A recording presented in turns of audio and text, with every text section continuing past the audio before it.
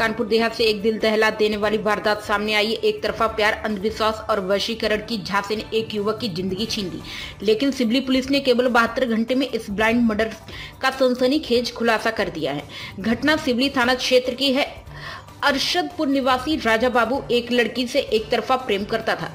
लड़की की शादी कहीं और होने के बाद वह मानसिक रूप से टूट चुका था और इसी कमजोरी का फायदा उठा लिया और उसके कथित तांत्रिक दोस्त नीलू गौतम ने वशीकरण के नाम पर पहले 36,000 रुपए ऐंठे, फिर बड़ी पूजा के लिए 2 लाख रुपए की डिमांड रखी गई।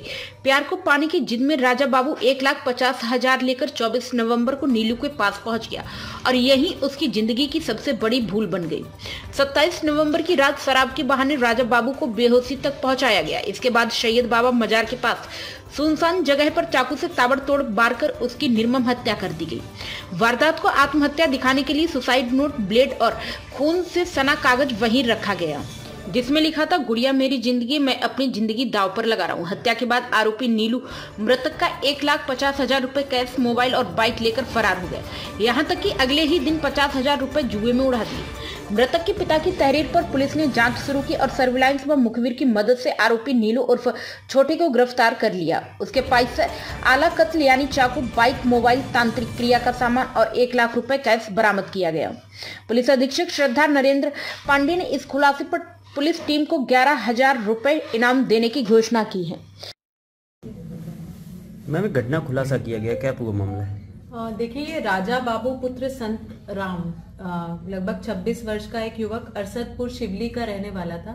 इसकी हत्या हो गई थी 24/11 को और बाद पीएम ये बात खुली कि ये इसका कॉज ऑफ डेथ, पहले हम लोग ये सोच रहे थे कि शायद सुसाइड हो, लेकिन बाद पीएम ये बात खुली कि ये मर्डर का केस है, जिसमें कि Neelu son of Vinod Gautam age 25 द्वारा इसकी हत्या की गई। जिस घटना को खोलते हुए हमने आला कत्ल और सारी चीजें और अन्य जो भी चीजें हैं इसकी बरामद की।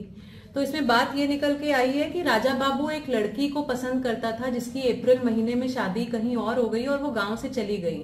तब इस राजा बाबू ने नीलू को कांटेक्ट किया था और नीलू तंत्र क्रिया करता है, उसको 36,000 रुपए देके कुछ क्रियाएं करी थी, जिसके बाद नवंबर में वो लड़की अपने मायके आ गई। उसकी बात कुछ अपने हस्बैंड के साथ लड़ाई हो गई, तो इसने ये मान लिया कि जरूर उस तंत्र क्रिया के रिजल्ट से ये आई है, तो क्यों ना मैं और अच्छी तंत्र क्रिया करा लूं, जिससे कि ये यहीं रह जाए, उससे अलग हो जाए और मुझसे शादी कर ले। तो इसी के क्रम में उसने पुनः नीलू से कांटेक्ट किया, उसको लगभग 1.5 लाख रुपए दिए और तंत्र क्रिया कराने के लिए गए, जिसमें कि कई सारी चीजें जैसे कि मृतका की फोटो शादी के पहले बाद की, मिठाइयां, कलेवा और अन्य जो भी यंत्र तंत्र उसने समझाए होंगे नीलू ने, वो लेकर के पहुंचा। लेकिन चूंकि दोनों जन ने दारू पिया था और पैसे के अमाउंट को लेकर के दोनों में अनबन हो गई, तो गुस्से में आकर और नशे की हालत में नीलू ने इस पे अटैक किया और इसकी मौके पर मृत्यु हो गई, जिसके बाद नीलू वहां से फरार हो गया। कल हम लोगों ने 29 को नीलू को अरेस्ट कर लिया और उसकी निशानदेही पे सारे जो भी आइटम्स उसने डिस्पोज किए थे, जिसमें कि आला कत्ल प्लस कुछ पेपर्स जो उसने जलाए थे, मृतक का मोबाइल, इन सब चीजों को हमने कल रिकवर करके इसको हिरासत में ले लिया। किस पॉइंट से ये क्लू मिला और किस तरीके से खुलासा हुआ? 2 चीजों से क्लू मिला। एक तो पीएम में जो कॉज ऑफ डेथ जिस तरह से आया वो सुसाइड नहीं लग रहा था, और उसके बाद फैमिली मेंबर्स ने, जो मृतक के फैमिली मेंबर्स है, उसने ये बताया कि इसने फोन करके नीलू ने ही इसको बुलाया था। जब हमने छानबीन की तो दोनों ओन्हा चौकी क्षेत्र में शराब के ठेके से एक साथ दारू खरीदते हुए भी नजर आ रहे हैं, और उसके बाद जब इन सब चीजों को जोड़ा गया और उससे पूछताछ की गई तो उसने सब चीजों को कबूल किया और साथ में जो हत्या करने के लिए जो प्रयुक्त आला कत्ल था उसकी बरामदगी भी करी, जिससे कि ये चीज स्पष्ट हो गई कि इसने मर्डर किया है।